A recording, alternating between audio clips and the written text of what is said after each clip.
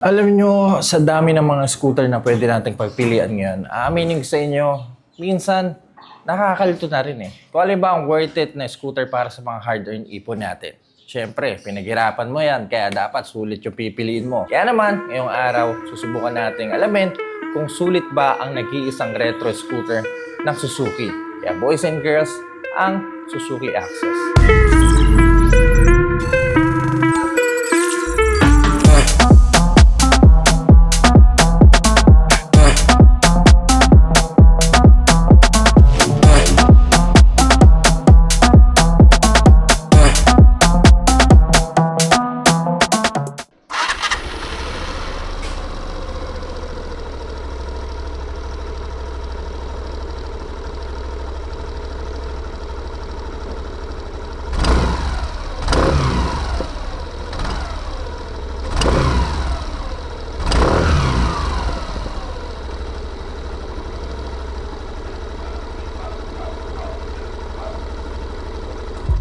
Ang tanong, mas pipiliin mo ba ang Suzuki Access kaysa sa ibang 125cc retro scooter ngayon? Pero bago yan, dumako muna tayo sa makina. Gumagamit ng 124cc displacement, air-cooled ang cooling system, fuel-injected, 4-stroke, 2 valves, single-cylinder, single overhead cam CVT na may sipa ng 8 horsepower at 6,500 RPM and 10.2 Nm of torque at 5,000 RPM.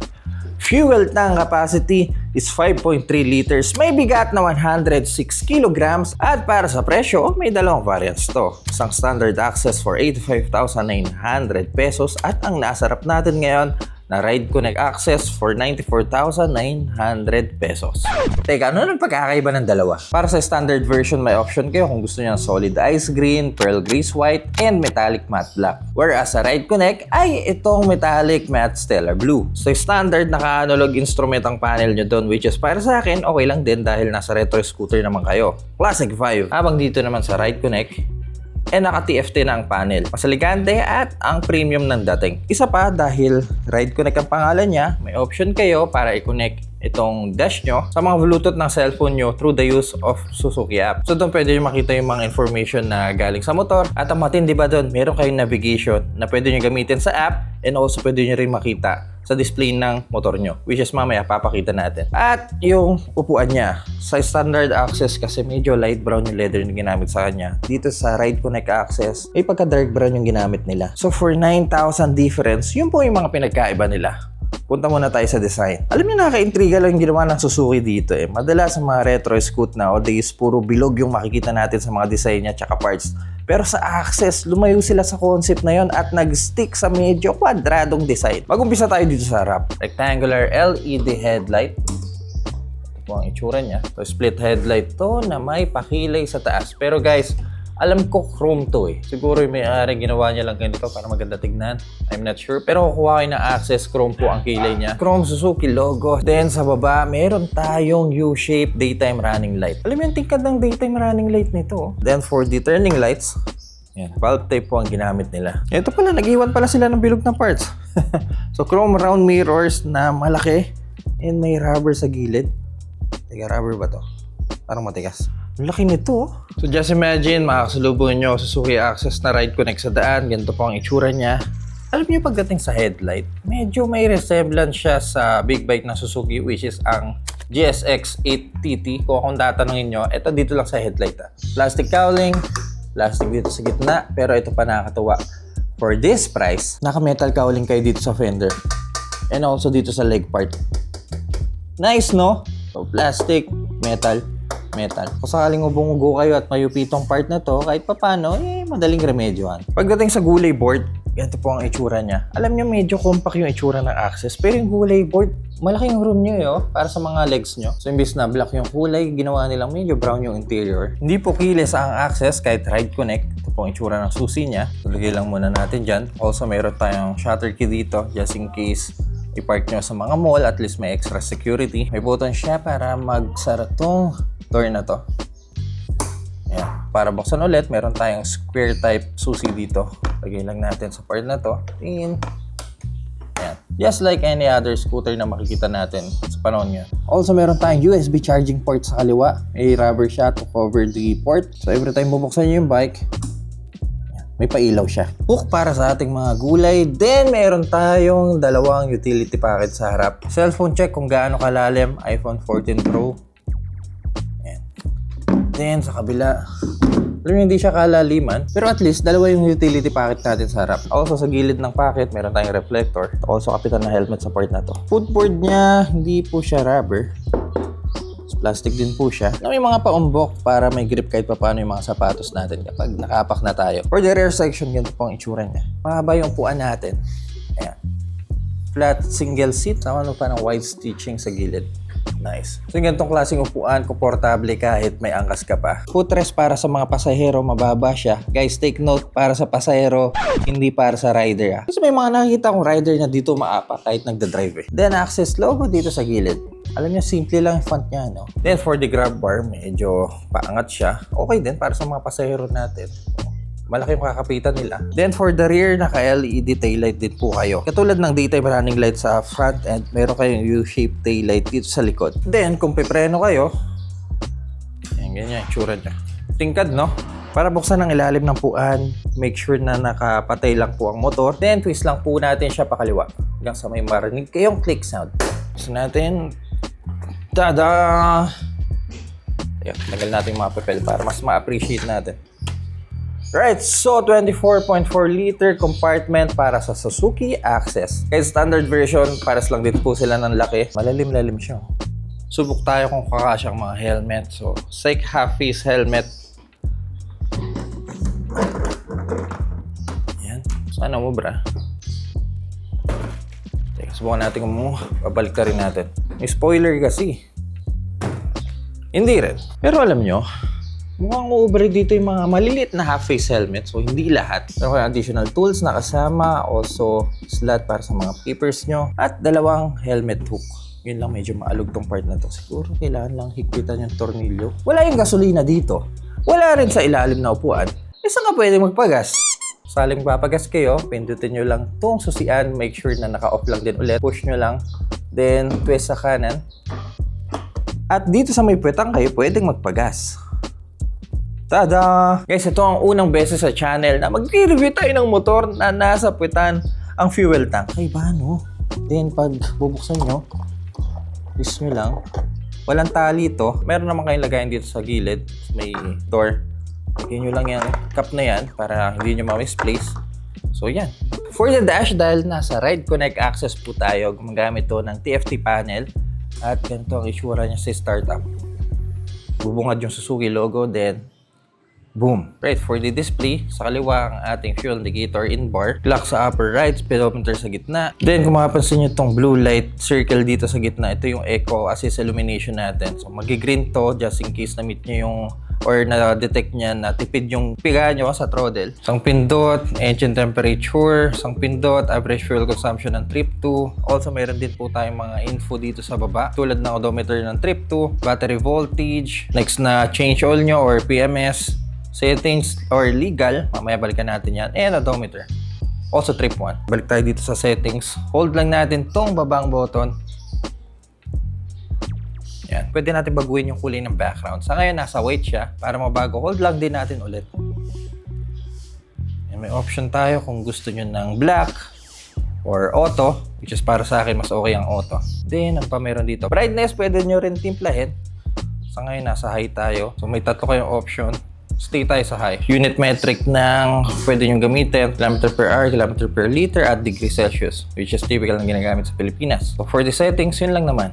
Nice, no? May option kayo para baguhin yung settings niyo. Eto pa, ang pinagmamalaki ng Suzuki Ride Connect. So, every time na bubuksan nyo yung motor, may makita kayong code dyan sa lower left dahil yan ang Bluetooth ID nyo. Pwede yung i-pair sa Suzuki app. So, dahil naka-pair na siya, ay nagbago yung display natin. Guys, ulitin ko tatanggalin ko yung Bluetooth, babalik siya sa stock na interface niya. Ayan, tinanggal ko yung Bluetooth. Then, kung i-connect ulit siya, so every time na nakabukas yung Bluetooth ng cellphone nyo, automatic siya magkoconnect sa startup. Ayan, welcome, Jao! So, for the app, once connected, ganito po ang itsura niya. So, makita natin yung mga ilang information tulad ng kung ilang gasolina lang natitira sa motor nyo, odometer, trip A, total trips. Then, ang kagandahan dito, mayroon pa siyang navigation. So, for example, sabihin natin punta tayo ng Vermosa.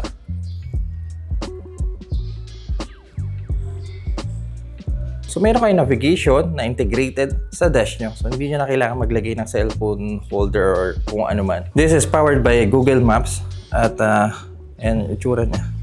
So may arrow tayo dito just in case kailangan nating lumiko. Also nakikita rin yung total kilometer ng trip natin. Nice, no? Tsaka kung ilan na lang natitirang battery sa cellphone natin. For the right handlebar, meron tayong walang button for the ignition and kill switch. Also sa baba, meron tayong hazard para sa isang 125cc retro scooter. Meron tayong hazard. Black throttle rubber. At malaking side mirror. Sa kaliwa, uy, meron tayong passing light. Also, this serves as our high beam, turning switch, at busina. Also, meron tayong park brake just in case mag-park ay sa mga slope na kalsada. Suspension sa harap, gumagamit po ng telescopic forks. And when it comes to brakes, naka 190mm single disc tayo sa harap with single piston easing calipers. Wala po siyang ABS. Do kaka-announce lang lately ng ABS version nito pero hindi pa lumalapag sa Pilipinas. Ganun pa man, meron po siyang combi brake system. Yun yung technology na kung saan kapag pumiga ka sa rear brake, automatic kakagat din yung front brake. Kaya siya combi brake. So, ito kasi harap lang eh. So kapag pinagsabay mo yan, rock and roll yan. Suspension sa rear, gumagamit ng monoshock at kagandahan pa dito. Kung sakali mang magka-problema ang mga battery nyo, malobat kayo, kinip ng Suzuki ang kickstart. Halos nawawala na to sa mga modernong motor ngayon. Pero ang Suzuki hindi pa rin tinanggal to. Nice, no? May cute na rear exhaust. At nilagyan nila ng stainless cover. Pagdating naman sa gulong, eto na. 12 inches alloy wheel sa harap at 10 inches naman sa likod. So may kaliitan yung itsura ng mga gulong natin sa likod. For the stock tire, gumagamit ng Maxxis M6302. Tubeless tire na 90x90 sa harap at 90x100 naman sa likod. So dahil familiar na tayo dito sa Suzuki Access, subukan naman natin siya sa kalsada. Alam nyo, yung itsura niya, may sarili siyang ganda eh. Iba ang ganda ng Honda Giorno. Iba ang ganda ng Yamaha Fazio. Then sa Suzuki, ganito. 12 inches sa harap at 10 inches naman sa likod. Aminin sa inyo, may part sa akin na parang nabibitin ako sa itsura niya. Ewan ko, siguro ako lang to, pero siguro sa iba, mas prefer nila yung ganitong klaseng design. Siya nga pala isa sa mga advantage. Yung mataas yung ground clearance niya. Naka-center stand pa kasi, pero mataas po ang ground clearance nito. So just in case nakatira kayo sa mga lugar na maraming humps, matataas yung mga humps, so kahit pa paano hindi siya sayan. And also sa mga bahain na lugar, medyo may labang kayo doon. Anyway, mga cutie pies, ito ang unang upo natin sa Suzuki Access. Teka, baba ko lang ito, naka-center stand eh. Right, so unang upo. Yay! So for the seat height, meron po itong 770mm. We are 6 flat with 34 inches inseam. At ganito po ang itsura ko sa Suzuki Access. Hindi katulad sa Honda Giorno na tiptoe ako. Dito kahit pa paano lapat yung pa ako yun. Riding stance natin. Yan. Ganito. So let me know in the comment section kung bagay ba sa build natin. Saan natin makina? Wala na pala tayong gas pag-gas na lang tayo. Namiss ko gamitin to eh. Yun no. Alright, so wala naman tayong kailangang ayusin dito. Side mirror na parang mangkok. Reset natin fuel consumption para mamaya makita natin kung ilan ba ang konsumo niya. Mukhang okay na ako at tara. Teka, pagas muna tayo. Wala nang gas to eh. Full tank 91. Ano yung first time ko gumamit ng motor na sa likod pwede magpagas. Medyo weird pala sa umpisa, no? Is meron lang ako napansin sa kanya. Every time na ini-start niyo yung motor, yung startup niya, ayun, ang smooth sa pakiramdam ng startup niya. Walang vibration. Actually, wala nga halos ingay. Ayun, kapag pinigaan nyo lang, dun lang siya mag-iingay. So, kalmado ang Access United. Okay, so air goes the bike. Riding position natin sa Access. Ang relax ng pakiramdam ko dito sa motor na to. Una-una kasi ang laki ng footboard. Ayun, malaki yung pa ako guys ha. Pero komportable yung mga legs ko. Ayun. Actually naka-close ko siya eh. Ito yung gusto ko sa mga scooter na may gulay board eh. Compact siya pero hindi siya maliit sa pakiramdam eh. Yung ganitong position, yung ganitong riding style, ito yung masasabi kong pwede kayong lumayo. Hindi pang gusto yung mag-unwind, malayuan. Tulog tayo power.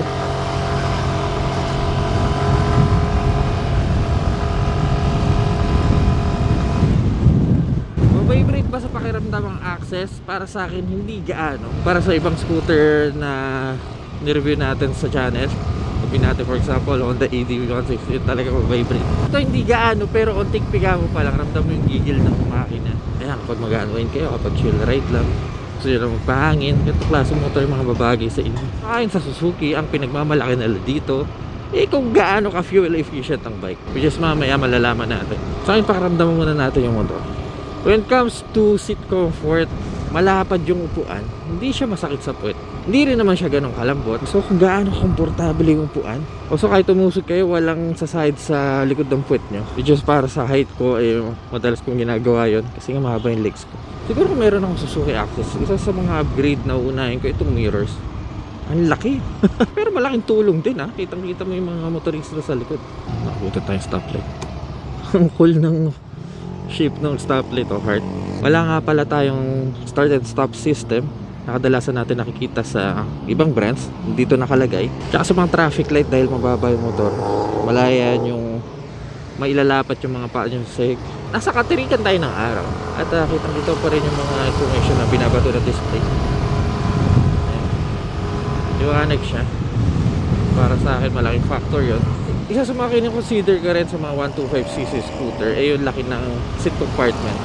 24.4 liter seat compartment para sa Suzuki Access, which is para sa akin sapat lang, okay na. Kahit pa paano marami-rami na rin tayo mga gamit na pwedeng ilagay. Also guys, kapag nadedetect ng Access na nasa tipid mode yung pigaan nyo, makikita nyo nag-green yung indicator nyo dito.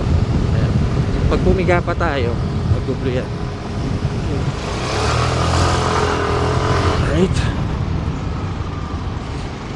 Ang kapit din yung grip ng footboard ha. Hindi siya madulas.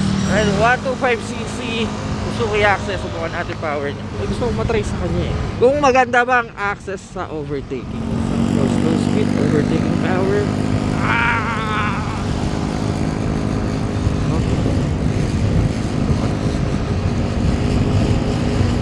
Overtaking power.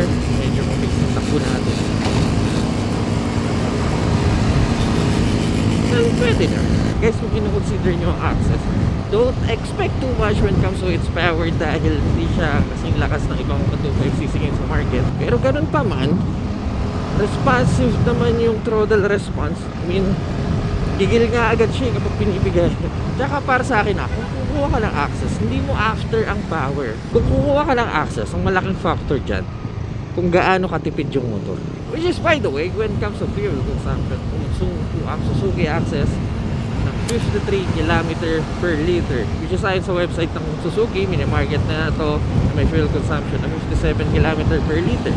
Well, hindi naman nalalayo. Tsaka marami rin kasing factor kung paano maging matipid yung motor eh. Unang-una yung pigaan nyo, also yung weight nyo, yung bigat nyo.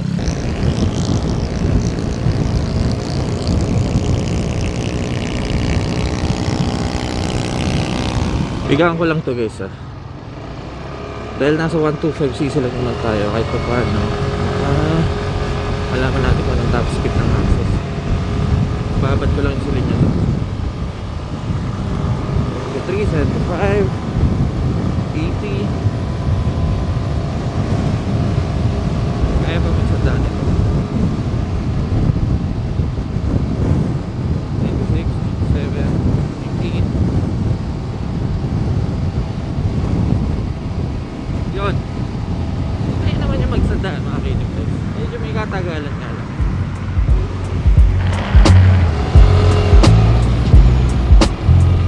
What we don't like about the bike. Ito guys, aminin ko sa inyo, medyo subjective to. Siguro yung itsura niya. Panigurado hindi naman lahat tayo ipapabor sa design na ginawa nila sa Access. I mean, pogi yung bike. Kakaiba nga eh. I mean, tignan yung harapan dito. Etong rear section lang eh. Ewan ko, parang nabibitin ako. Kasi laki ng kahan niya sa likod. Tapos biglang 10 inches alloy wheel sa likod. Anyway, hindi naman gagawin ng Suzuki to kulang dahilan. Hindi siya ganun kalakas para sa ibang competitor niya. Sabihin natin Giorno. Pero kasi pagdating sa fuel consumption, doon naman siya lalamang eh. Pero bukod sa fuel consumption, isa pang gusto ko sa Access, yung mga tech na binibigay niya. I mean, yung Ride Connect technology, malaking factor yan considering yung pressure niya is only less than 100,000. Meron kayong hazard, meron kayong flasher. This is the best retro scooter sa 125cc segment. Tulad nga sinabi ko sa inyo kanina sa first ride natin sa garahe, may kanya-kanya silang ganda. Pero mga cutie pies, kung kayo ang tatanungin, ano masabi nyo sa Suzuki Access? Let me know in the comment section down below. Kaya mga cutie pies, hanggang dito na lang muna tayo. Napakagandang panahon, ang dami nagja-jogging. Kung nakatulong ang video na to, kindly leave a like at kung mahilig kayo sa mga ganitong content, huwag kayong maglala dahil sa tamang channel kayo. So make sure to press that subscribe button dyan sa baba. So dito na lang po muna tayo at see you po sa next review.